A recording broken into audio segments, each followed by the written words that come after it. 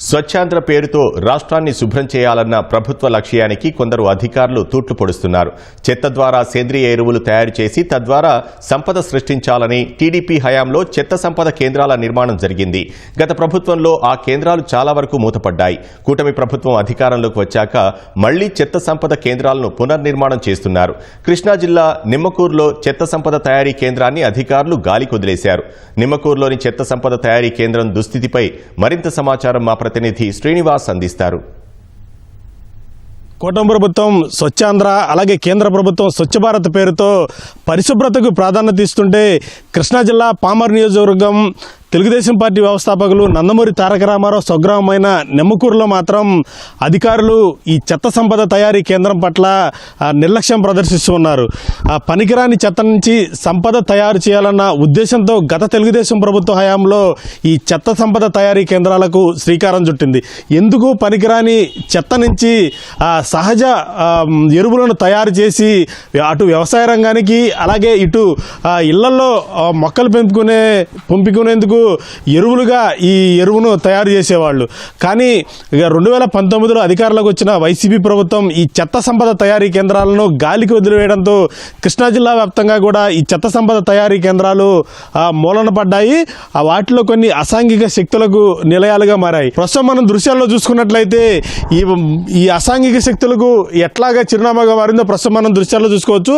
ఈ చెత్త సంపద తయారీ కేంద్రం వద్ద ఎటువంటి పర్యవేక్షణ లేకపోవడంతో ఆకతాయిలు అలాగే మందుబాబులు కూడా ఈ ఎరువుల తయారీ కోసం నిర్మాణం చేసిన ఈ తొట్టెల మీద కూర్చొని మద్యం సేవించి ఆ సీసాలను అక్కడే వదిలేసిన పరిస్థితి కనిపిస్తోంది. ప్రస్తుతం మనతో కొంతమంది నిమ్మకూరు గ్రామస్తులు ఉన్నారు, వారితో మాట్లాడదాం. ఒకప్పుడు ఎట్లా ఉండేదండి ఈ చెత్త సంపద తయారీ కేంద్రం, ఎందుకని ఇట్లా అయిపోయింది? ఇక్కడ 2 ఉద్యోగస్తులు ఉండేవాళ్ళండి. గ్రామాల్లో చెత్త తీసుకొచ్చి ఇంటింటికి చెత్త కలెక్ట్ చేసి తడి చెత్త పొడి చెత్త సపరేట్గా కలెక్ట్ చేసేవాళ్ళు. తీసుకొచ్చి ఇక్కడ కంపోస్ట్ అది తయారు చేసేవాళ్ళు. అలాంటిది గత ప్రభుత్వం మరి వీటిని మొత్తం శిథిలావస్థకు తీసుకొచ్చేసింది, మూసేసి ఎటువంటి కార్యక్రమాలు లేవు.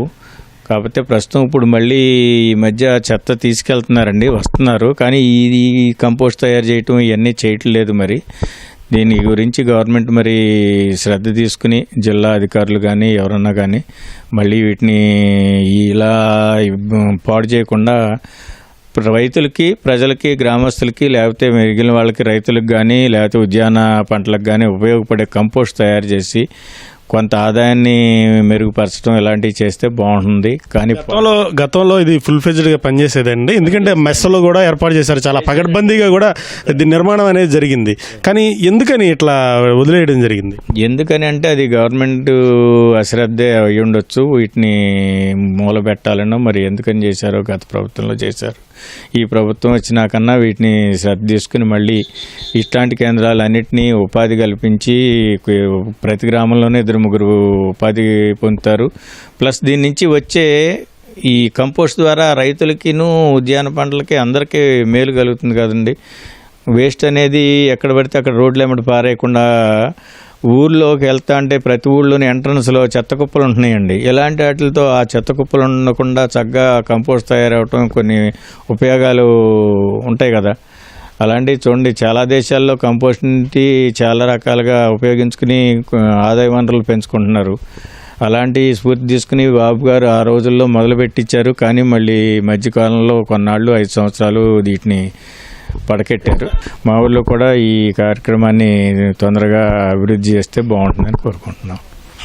మొత్తంగా ఈ చెత్త సంపద తయారీ కేంద్రాలకు సంబంధించి కృష్ణా జిల్లా వ్యాప్తంగా కూడా చాలా వరకు అన్ని గ్రామాల్లో ఈ సంపద తయారీ అనేది జరుగుతుంది. కేవలం ఒక నిమ్మకూరు గ్రామంలో మాత్రమే అధికారులు పట్టించుకోకుండా విడిచిపెట్టడం జరిగింది. ఇవి సేంద్రియ ఎరువులు తయారయ్యే కేంద్రం కావడంతో రాష్ట్ర ప్రభుత్వం అలాగే జిల్లా అధికారులు కూడా స్పందించి ఈ నిమ్మకూరులో ఉన్న ఈ చెత్త సంపద తయారీ కేంద్రాన్ని పునర్నిర్మాణం చేసి మళ్ళీ సేంద్రియ ఎరువులు తయారయ్యే విధంగా అందుబాటులోకి తీసుకురావాలంటూ కూడా గ్రామస్తులు కోరుతున్నారు. కెమెరామెన్ కోటితో శ్రీనివాస్, ఈటీవీ న్యూస్, నిమ్మకూరు, కృష్ణా జిల్లా.